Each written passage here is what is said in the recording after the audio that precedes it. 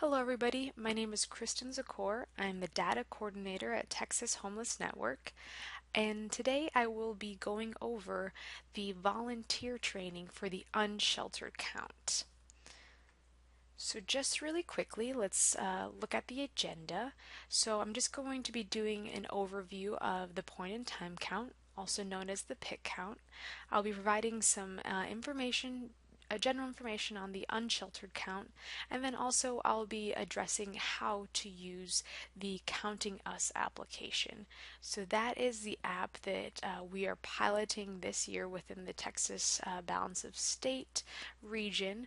It is a mobile app where either the survey can be conducted on your mobile device, or you can actually use a computer and a web link to conduct the survey.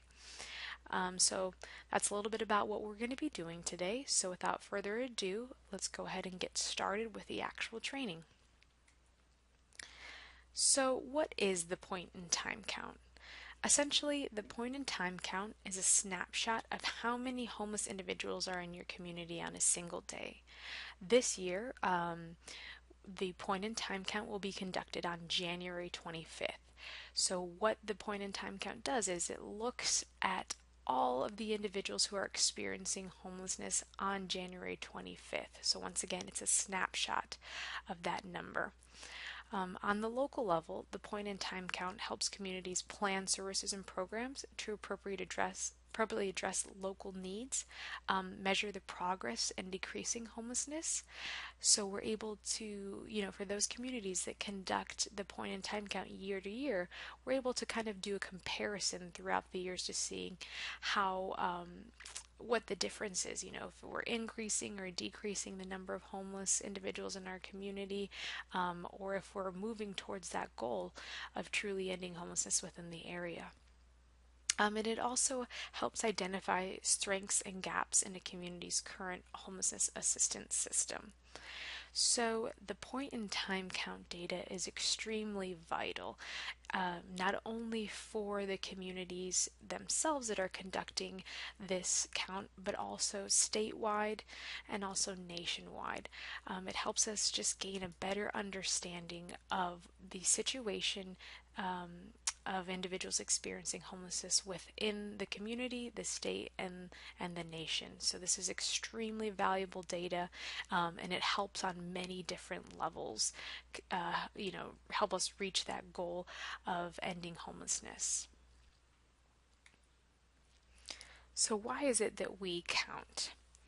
So for those communities that are interested in applying for federal funding, it is a requirement mandated by the U.S. Department of Housing and Urban Development, or also known as HUD.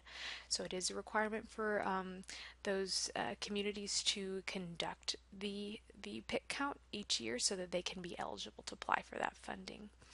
Kind of like I mentioned before, it's very valuable data because it helps us understand the trends of homelessness in the local areas, those characteristics of the individuals experiencing homelessness, and then it helps us figure out potentially what types of new programs we need to be providing the homeless individuals in our community with to make sure that they are moving from homelessness into permanent housing. It also is just a great opportunity to provide awareness for those community members who may not be familiar with, this particular situation. It's great just, education, and it raises political awareness and just getting everybody on the same page and trying to figure out ways to work together to end homelessness as a community.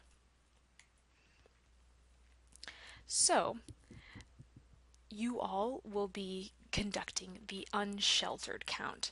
So this is the count where you guys are going to be out, either doing the count at food pantries or any other places where lots of individuals may collect, or you're going to be the ones that are pounding the pavement and going to different neighborhoods, encampments, things like that. So essentially the unsheltered count is a count of people who are homeless but not in a shelter or a transitional housing program. So that's really important to remember that this unsheltered count, we are not taking into consideration anybody who is sheltered or in a transitional housing program. So the unsheltered count, like I mentioned at the beginning, requires the identification of homeless people that are living on the streets, in abandoned buildings, in cars, in encampments, in parks, or just any other place that is not made for human habitation on January 25th. So volunteers, you all, we could not do this incredibly valuable work without your help. So I wanted just to give you all a special shout out and thank you so much for volunteering to help gather this information. It's just very, very important work that you all are doing, and I just want to say thank you. Without you, we would not be able to do this. So, really quickly, I just kind of wanted to go over a few things that can be done before the actual day of the count on January 25th. It's important that you are downloading and practicing the Counting Us app. I'm going to go into a little bit more detail on how to do this towards the end of the presentation. But it's really important that you guys are familiarizing yourself with the survey and actually how to use the app. If possible, if your PIT coordinators are able to give you the sections that you will be canvassing on the day of the count, it's really good idea to head out to those areas and kind of scope it out just to get a better idea of maybe the flow of things on the day of the count, and potentially if you see any businesses or any other individuals that potentially may know of where homeless individuals kind of reside, have a conversation with them. Just kind of engage and let them know that on January 25th you're going to be out here counting, and if they have any information that could help you to best find those individuals who are experiencing homelessness, go ahead and do that. The other really important things that I wanted to address on this slide are these three forms. So the volunteer interviewing guide is a really important form that I also recommend you take a look at before the actual day of the count. This guide will give you a better idea of what the pit count is about and how you can go about conducting the surveys, and just making sure that you're feeling comfortable with how to approach individuals, especially for those of you that this is your first time conducting a point in time count. This is a great guide to help prepare you and get you a little bit more familiarized with what's expected of you on the day of the count. Also, another great cheat sheet that we've created for you all is a day of the count cheat sheet. So essentially, say you've listened to this training, you've talked to the PIT coordinator, but on the day of the count you've just kind of forgotten what is expected of you. We're encouraging all of the PIT coordinators to print off this day of the count cheat sheet to hand out to the volunteers on the day of the count. And essentially, it'll walk you through what's expected of you and what you need to do on the day of the count. So this is a really awesome cheat sheet that allows you to kind of refresh your memory, or if you just, totally blank out, it just goes through the entire process of what you need to do on the day of the count. This is also, all of these actually, these three forms that we're looking at are available on our website. It's thn.org. And if you go to data, the tab data at the top, and then click on point and time count, all this information is under the 2018 training materials. So if for some reason, the PIT coordinators aren't able to print it off, you know that you have access to this as well on your own. And the last form that I wanted to mention is another important form. For us specifically, we would love to track the volunteer hours. You guys are putting in all of this hard work and time, and so we have provided the PIT coordinators with these forms. So essentially, just make sure that you are signing this information documenting how many training hours you put in and then how many hours that you actually are putting in on the day of the count. You're going to sign that, and then the pit coordinator will handle it from there. So, some common unsheltered places. I kind of talked about this a little bit before, but I just wanted to remind you before we start going into how to actually conduct the survey. Uh, Mainly these are going to be the places where you're going to be looking for individuals who are experiencing homelessness. Streets, sidewalk, vehicles, parks, abandoned buildings, transportation stations, under bridges, overpasses, encampments. Essentially any place that's not made for human habitation, those are the individuals that we want to make sure that we're capturing. Alrighty, so the survey steps. So this is just kind of a quick summary of the different steps that you should be walking through to complete the survey with a prospective participant. So you're going to make sure you want to identify yourself first and foremost and explain the purpose of the count. The next slide, we're going to show you a sample script that you can use. By no means do you have to use that script, but is where we wanted to provide it with you all just so you felt like you didn't have anything to say, and so you can just literally read this verbatim if you'd like. The second thing is to make sure that you are obtaining verbal consent. We want to make sure that they are okay with completing this survey. And if they say no, they don't want to complete the survey, then we want to make sure we're honoring that and we're not pushing them to complete the survey. If that is the case, I'll kind of explain a little bit more as I go over the Counting Us apps mobile app, what we would do in that instance.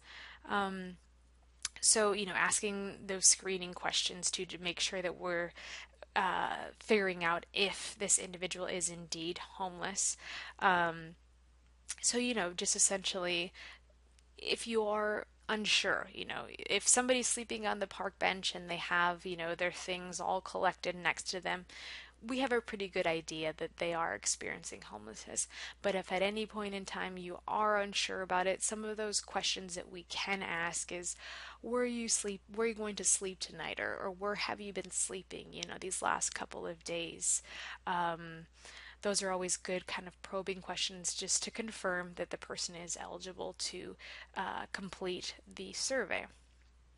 So then the next step is we're moving on to asking the survey questions. And once again, if for some reason they're not eligible, just thank them for their time and go ahead and move on to the next individual. It's really important that we are being very respectful and compassionate with these individuals throughout this entire process, and we want to make sure that lastly we're thanking them for their participation. And I know some communities do provide sort of goodie bags or kind of hygiene kits, things of that nature. So if possible, make sure that after they do complete the survey that you are able to give them those donations. I know that they are a huge help for many individuals. So essentially those are, kind of the steps, the flow of the survey process. It's pretty simple. And honestly, with the mobile app, it could take 5 to 10 minutes. It's a really short process, and potentially even shorter if the person is on the ball and answering the questions relatively quickly. So let's go ahead and move on to the sample script that I mentioned before.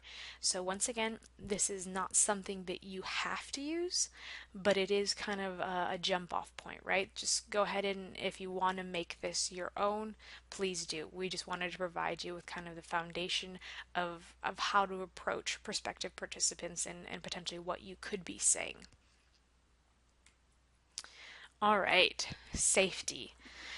This is a very, very important slide because, first and foremost, we want to make sure that you all are safe as you are conducting the surveys throughout your community. So, we've just provided a list of do's and don'ts. And we want to make sure that we are sticking to these particular do's and don'ts. Um, as you can kind of read them all here, but I'll just highlight some of the most important ones. We really want to make sure that we are asking the participant if they want to participate in the survey. Um, we never want to force them to do that. Making sure that we're introducing ourselves and explaining exactly what it is that we're doing, so they have a good idea of what they're getting themselves into for the next 5 to 10 minutes. It's very important, like I mentioned before, to just be respectful and compassionate. These individuals, you know, already having a very difficult time with their current situation, so we want to just make sure that we are being extremely understanding and sympathetic to their specific needs and feelings at that point in time. Um, Make sure that you are honoring the request to not participate. If these individuals refuse to participate, please do not push them to complete the survey. It's not worth causing any friction. Um, and it is really important that you are dressing appropriately and wearing comfortable shoes if you are going to be the ones kind of pounding the pavement and walking around. We want to make sure that you're comfortable and able to move freely because some of you may be walking a couple miles, maybe even more. So then moving on to the things that we do not want you to do. Please do not ever wake up someone. This will be addressed a little bit more, like I said before, when I go over the Counting Us app. But we never want to wake anybody up. I mean, I don't think any of us would like it if somebody just barged into our bedrooms just randomly and woke us up asking us to complete a survey. So. This is essentially their home and their room, so we want to be respectful and do not wake them up. Also, if at any point in time you don't feel comfortable or you feel a little bit uneasy, just make sure that you do not push yourself either. We want to make sure that you guys are always remaining safe. And, excuse me, make sure that you are not promising anything that you cannot deliver. That's a really important one. I know sometimes we feel like we want to do a little bit of extra, go above and beyond, and that's wonderful. We do appreciate that. But for the purpose of what we're doing on January 25th, we want to just make sure that we are doing what we can for these individuals, but we're not, promising anything that we're not able to deliver. Sometimes, things like offering rides or giving money or things of that nature, we want to make sure that we're kind of taking a step back and just, doing what it is that we need to do and providing those resources potentially that the individual may need, but not promising anything. Um, and just make sure that we are, never putting anybody in danger, whether it be the participant or ourselves. And it's very important that we are not deviating from the survey. So make sure that we are reading those questions verbatim as they are in the app, and not adding anything extra or skipping anything either. So make sure that we do not deviate from the survey. So once again, safety is paramount. We want to make sure that you all are safe and also that the participants are safe. So please do take a look at these do's and don'ts and make sure that we are aware of them and following them on the day of the count. So really quickly, just want to go over a few of the best practices that have been gathered from years of doing pit counts. Um, Make sure that you are familiarizing yourself with a survey. We do not want you to, you know, be the first time that you're actually looking at the survey, the first individual that you are getting ready to conduct it with, because you're probably not going to feel very comfortable. You may feel flustered and may mess up some things. And so we want to make sure that you understand what the survey is asking and actually how to use the mobile app to conduct the survey. Once again, just making sure that we're communicating our intentions to the survey participant, we're obtaining that consent, and make sure that we are expressing the confidence and compassion as we are conducting this survey, just so that they know that they can trust us, that they have that sense of okay, I can engage in a conversation with this individual. I feel safe. Also, at some time or at some point you potentially may be surveying an individual that is close to other participants, so we want to make sure that we are trying to prioritize safety and protect the participants information, because some of the questions are a bit personal in nature. So maybe kind of stepping a few steps away from the group is always a good idea, so that the participant doesn't feel like his personal information is being exposed to everybody.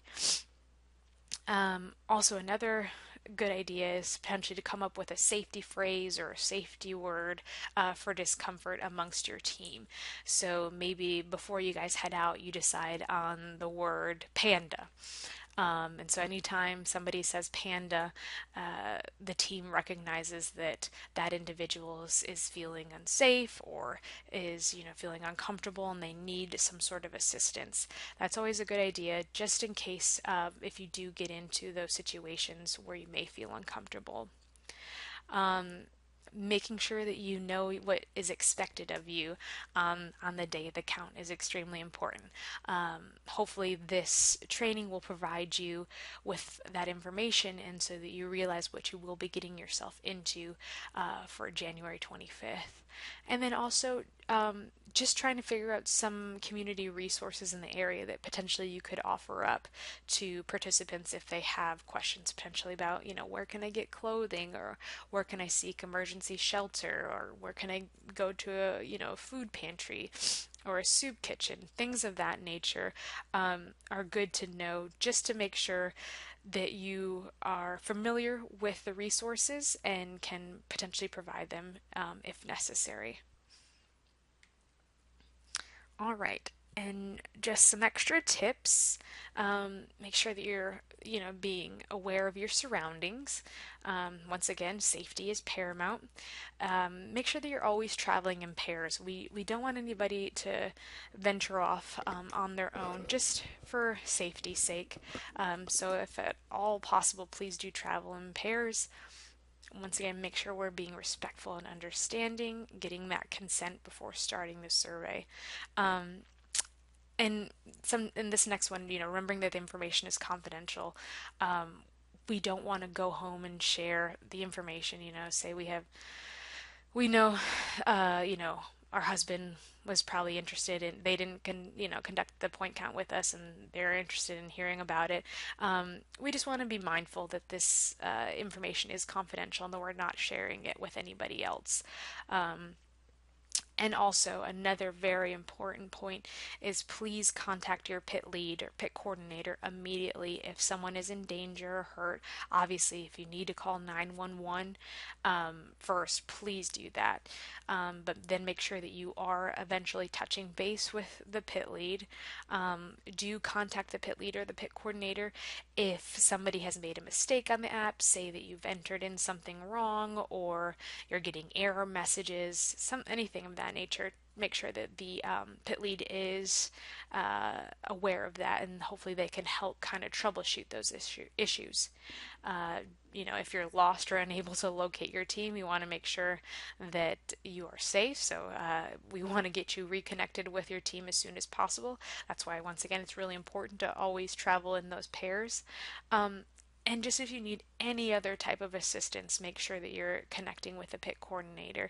On the day of the count, they're going to be the ones that are kind of the link between you all and then us here at Texas Homeless Network. So, if at all possible, we're here to help to troubleshoot issues. But the best contact person that you're going to want to get in touch with first would be the pit coordinator. Alrighty, so next slide is a checklist. So these are items that we would like you to bring with you on the day of the count.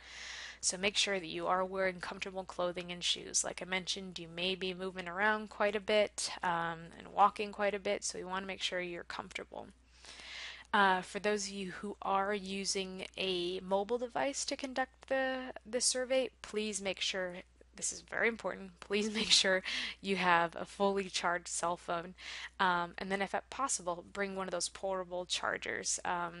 Some of them kind of look like external hard drives that you can, just put in your pocket and connect your phone to that, and it kind of provides you with that extra juice if needed. Or also, if you are driving around the community, maybe having a car charger, so that way, if when you guys are moving from site to site, you're able to connect your phone in and charge up, so you're ready to go for the next survey. A flashlight is always a good idea if you're conducting the count when it is dark. A pen and a notepad just in case if you feel like you need to take any extra notes. Since we are switching over to the mobile device, a lot of the information can be captured there, but it's not a bad idea just to have that handy in case you need to collect any extra information or if, say, something is happening and you want to provide them with a resource. You want to write down the name of emergency shelter and give it to the participant. Some of you may need to bring your vehicle. Not everybody is going to require a vehicle to conduct the pit survey, but if that is the case, make sure that you have a full tank of gas and are able to move about your community to conduct the surveys, and also those goodie bags. If you were given those goodie bags to pass out, make sure that you have gathered them from your, headquarters and are able to pass them out to participants.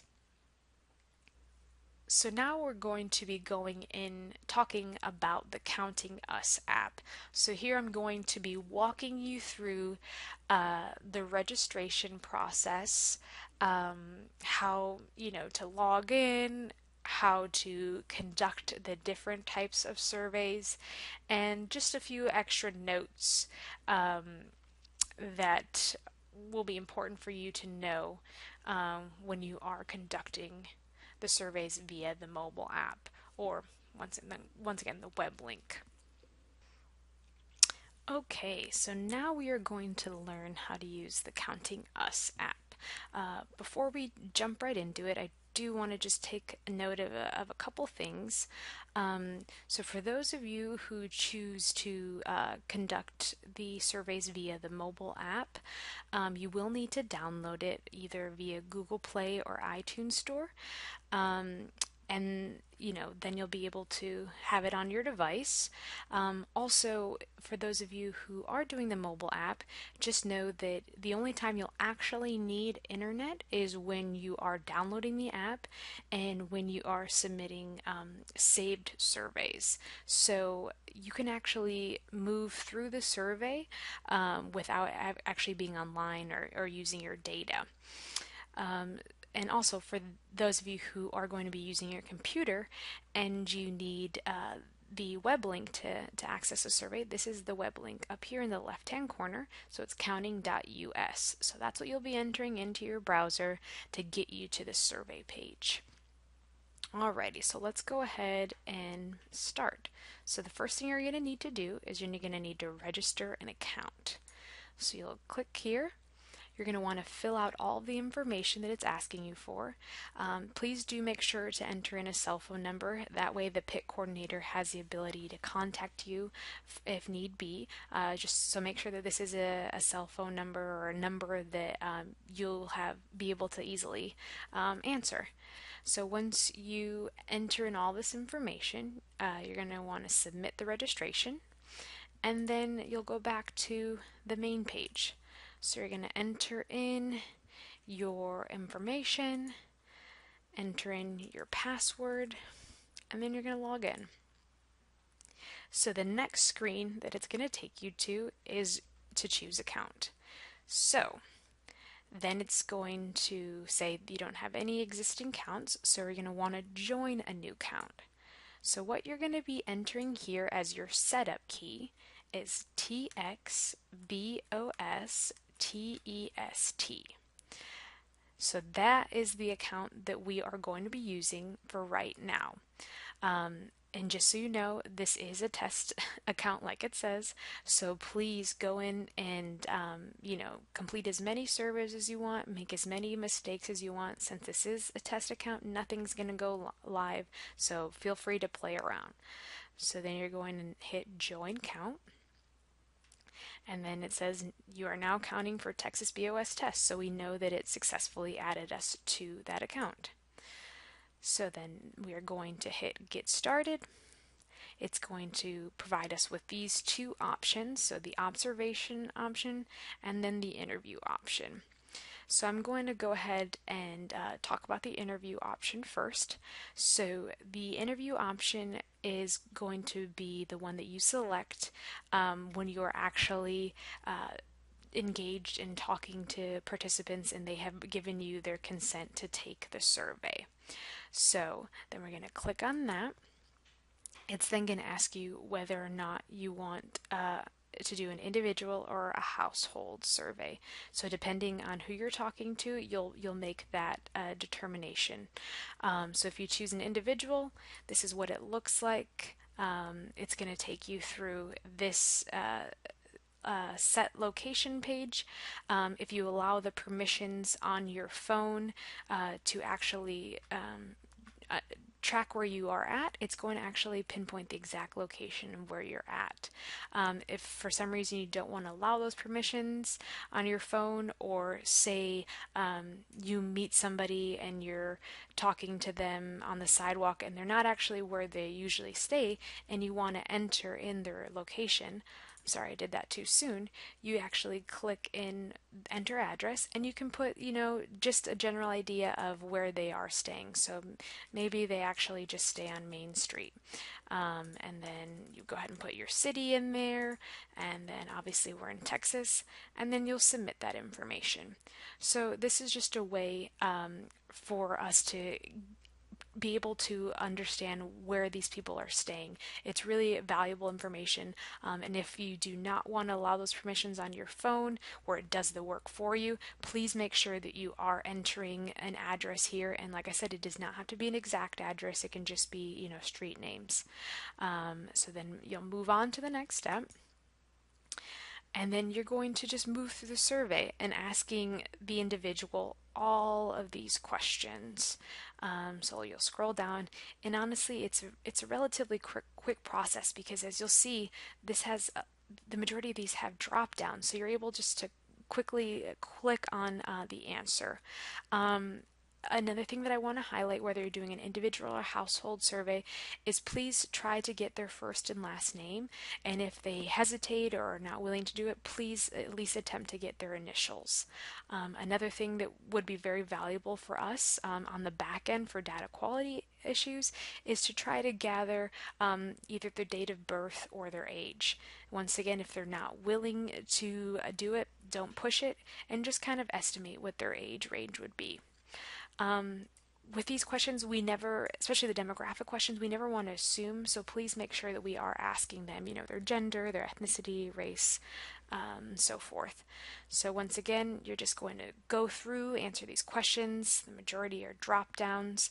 The next thing that I wanted to highlight is that on these sensitive questions, like substance abuse issues, chronic health conditions, it is, sometimes it's a little bit difficult to talk about these issues. So if you want to preface before you get into these questions, the following few questions are personal in nature.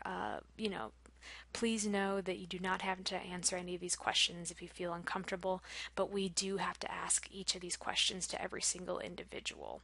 So just let them know that, we're going to be going into some personal things. Please feel free to refuse, but know that these are questions that everybody is being asked.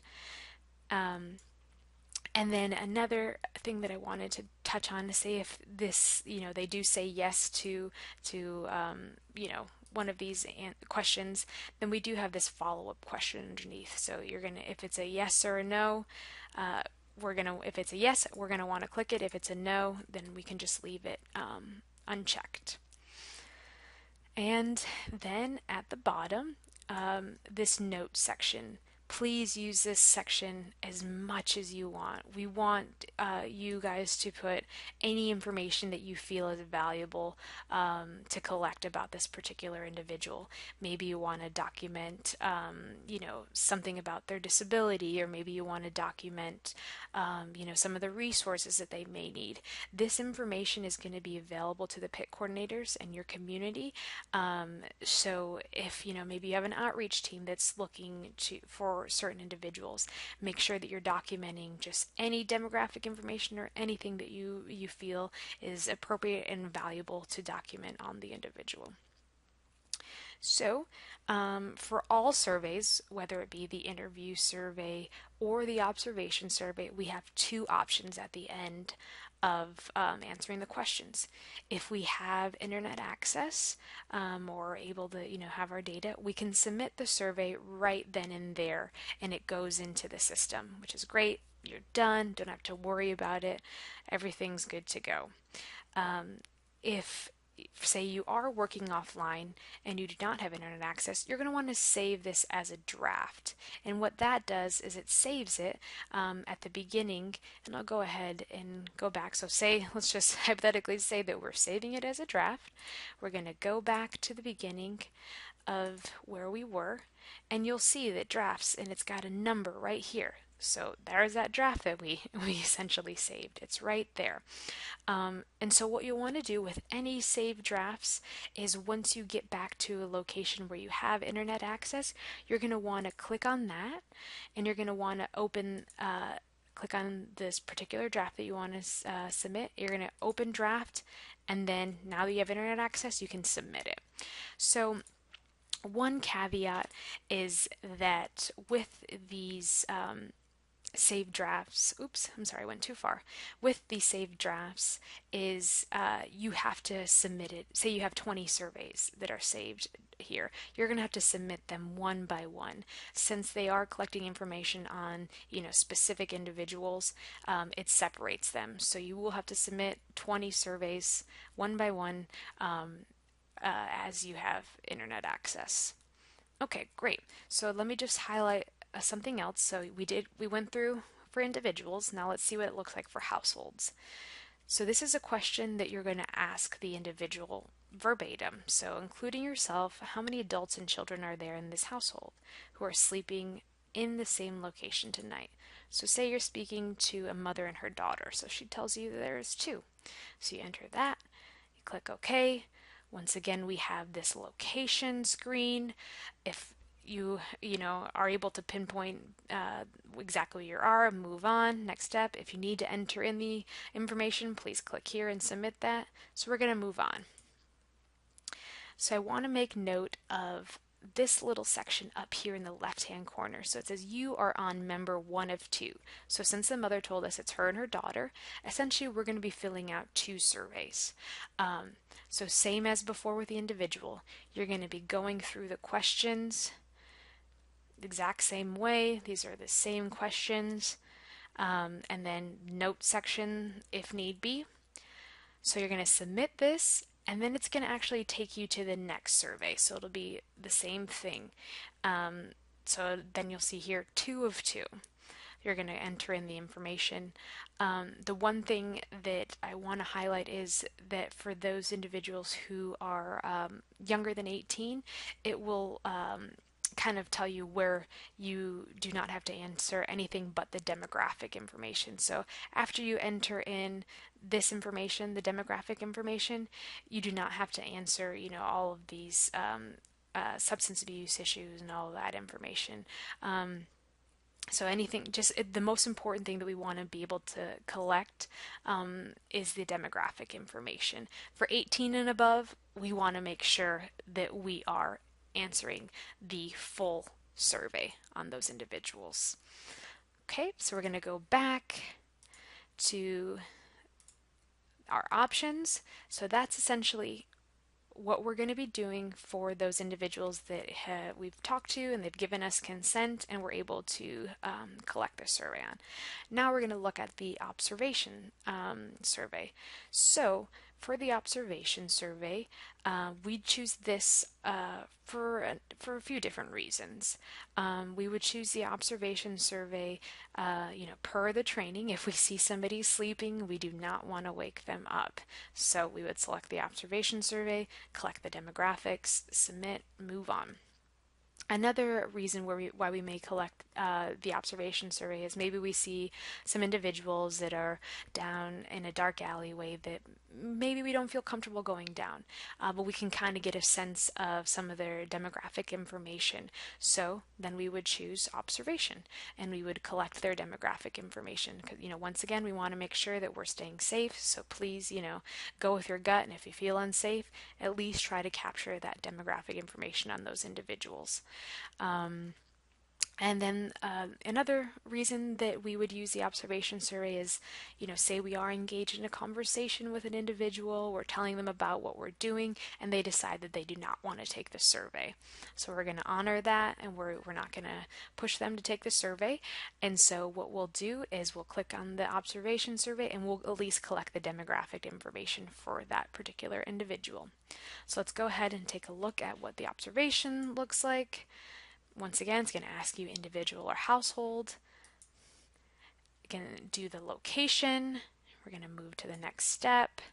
And then this is the information that you are observing, right? So we're estimating, we're guesstimating, trying to figure out exactly what this information could be.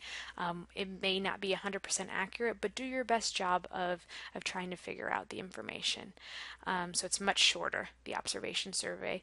And then please, feel free to enter any additional notes that you feel necessary. And then you'll submit the survey, or if you have internet access, or you'll save the draft. And then if we click on the household option, once again, this is something that you may not actually be asking them, but so, say you see a mother and her daughter and sleeping in a car. So then you'd put in 2. Same thing here. And then once again, up at the corner, it says you're on member 1 of 1, and then you'll submit the survey and it'll say, now you're on member 2 of 2. So that is essentially how you use the app. I just want to, highlight that these are the 2 options that you have to choose from, the observation and then the interview, actually talking to the people and going through the survey.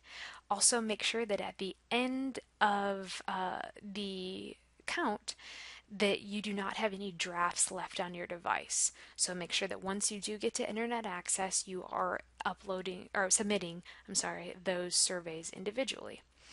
So with that being said, you all are now ready to practice entering surveys into this test account. So good luck and thank you again.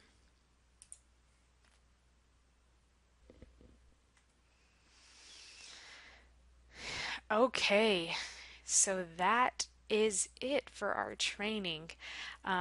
So, just a quick summary. We went over what is a point in time count, what does the unsheltered count look like, and what's expected of you as a volunteer, some safety tips, the checklist. You guys pretty much are ready to go for the count on January 25th. So once again, I just want to thank you all for your hard work and for taking the time to help us conduct this point in time count survey on all of the participants. This is extremely valuable data, and we could not have done it without you.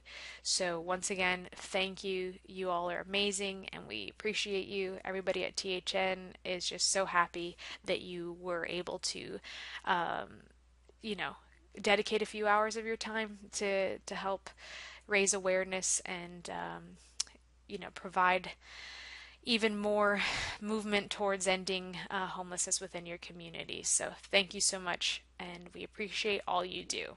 Bye bye.